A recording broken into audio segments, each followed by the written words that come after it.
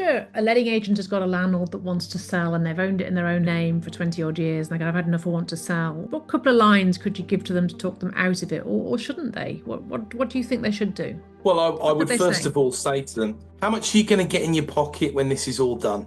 Right. And what are you going to do with it? And I mean that very seriously, because I see lots of landlords all the time saying, I've sold these houses. Now what am I going to do with the money? And I always say, well, surely you should have thought of that first before you sold these houses and paid the tax. So do you know how much tax you're going to pay? Because most people, the thing they want to do, the very, very least of all is pay the tax aside from anything else.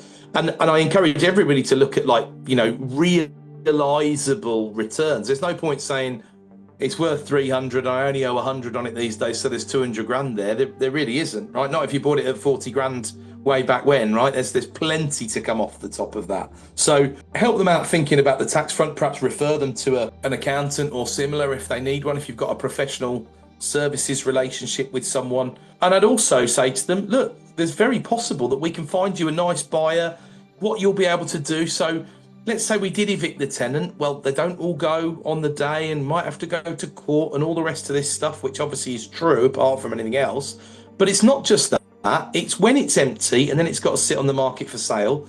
Do you know the average house in the UK takes 193 days to get to completion?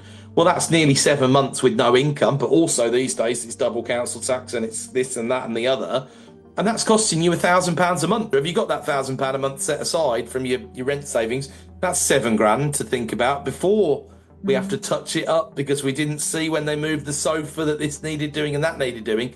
Or perhaps I can get you a nice buyer, right, who might give you a fair price for it. You'll keep your rental income till the day of sale and everybody's going to be happy.